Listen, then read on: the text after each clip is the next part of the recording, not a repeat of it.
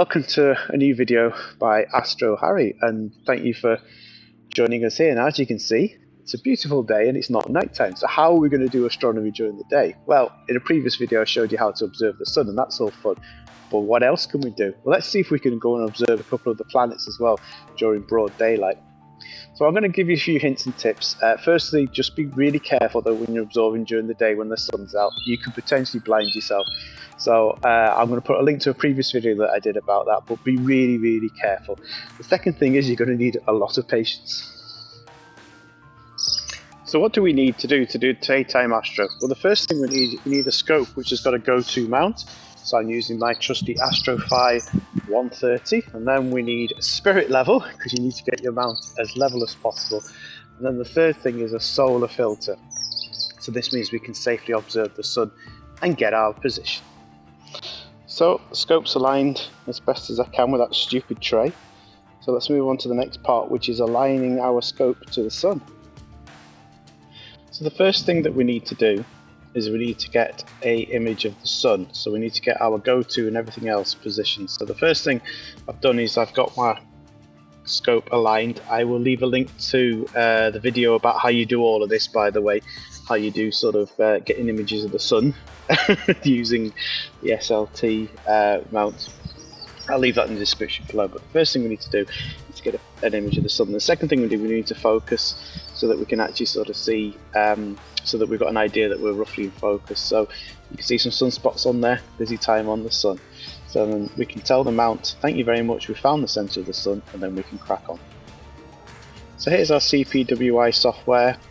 What we've done, we've told the mount that there's the sun, and as you can see on this, we've got 3 more targets that we can go for. So we've got Venus, Jupiter and the moon. So what I'm going to do is I'm going to get the mount pointing in roughly the right direction, and also take off the solar shield, the solar filter. So what I've done now is I've captured the moon, which is a very, very thin crescent. It's barely visible with the naked eye, but I've got it in here, and I've played around with the gain settings, with the exposure settings, and also with the image control, so I can get as much contrast as possible, because the sky's very blue, very bright. So I was thinking that that would be the way to do that. And then what I've also done in CPWI is I've added the reference to the moon. So now we've got the moon key and we've got the sun key. Don't necessarily need to put the to have 2 objects, but obviously the more objects you've got for your alignment, the better. So let's see now if we can get hold of a planet or 2. Oh my god, I can't believe it, but our little fuzzy blob in the middle is Jupiter. We're observing Jupiter during the day. I did a little bit of messing around with the settings to see if I could make it any clearer or not. So this is like the rough go, but yes, we have a Jupiter. I'm going to see if I can clean this up any further. Click, click. So I've played around with a number of settings, and I think this is about as clear as I'm going to get Jupiter. I would love to have seen some banding on it. That would have really made my day, but you know, first time I've ever done this, so I can go and do some research and see what we can do. What I did is that I set the contrast up to maximum, played around the brightness and gamma, and then I played around with the stretch function in Sharpcap, which is really helpful. So you can sort of set the various passes, so as you can see, it does make a bit of a difference. Trouble is that when you get it, the more sort of narrow these stretches become, the less the more pixelation you get, because basically there's less signal. So that's the sort of issue with that. I'm wondering if I took some sort of stack and then process it in software, whether you could actually get anything out of it. I don't think so, because as you can see that it's quite jumpy, and it's quite jumpy for 2 very simple reasons. First of all, there's no contrast, you know, it's a bright sky. The second thing is you've got the atmospherics. It's warm, it's warmer anyway than what it would be during the night. So that is our friend Jupiter. And what I'm going to quickly do is, now that my mount's got 3 points of alignment, I'm going to see if we can get Venus. It's great for showing you dust bunnies, this, by the way. I should be ashamed of myself, shouldn't I, with all those dust bunnies and everything else like that. So yes, I've slewed to Venus now, so I'm just going to have a quick play with the settings and see if I can find that one. And lo and behold, we have a Venus. Hi, Venus. So as you can see, it's a little bit smaller than Jupiter.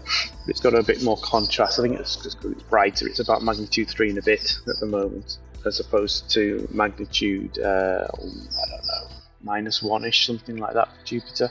And Venus being sort of -3, -4 this time of year. That's why we get that. So let's just have a quick play, see if I can make it a bit more standy outy. I'll also zoom in a bit as well. Sharpcap software is just so good for stuff like this, it really is. But yes, there's definitely a Jupiter there. I was just wondering if you could see some of the crescent in it, but as you can see, it's really dancing around. And again, that's because of the atmospherics. That's because of all the heat that's going on there. It's actually quite close to the sun, Venus. So I'd imagine that's why. I'm just gonna take it down another notch and see if there's anything we can do to actually see some shape in it. Okay, just looks like a potato, doesn't it? Let's be honest. Oh dear, there's probably somebody somewhere who's got a really clever way of doing this and that can do stuff. And I know that the sensible time to do this is at twilight, you know, first thing in the morning, last thing at night. But this is basically the only clear sky that I've had and I will have for the next week. So it's all about taking advantage of situations. But it just goes to show that these things are possible, and you know, with a bit of patience and playing around with a few settings, it's amazing that what you can achieve with, you know, basically the kit that you already had lying around. So I'd be fascinated to try this out.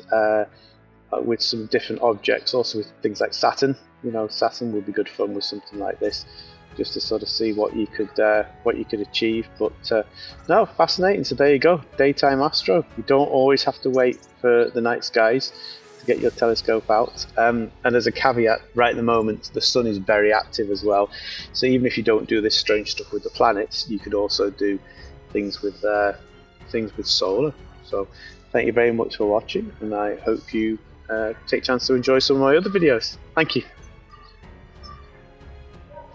So there you go. You don't always need dark skies to do astronomical observations. Now, fair enough, I'm going to be honest, you know, we saw a couple of fluffy blobs that were just dancing around the screen, so you can't really do anything really sciencey about it. But I'd imagine with a bit more research, with waiting for the right atmospheric conditions, maybe some filters, I don't know, there'll be ways that you can make those images steadier and a bit of post-processing. So it just goes to show that even with the kit that you've already got, you can do all sorts of wonderful and magnificent things. Thank you for watching, and I hope you find some more videos of interest in the list below.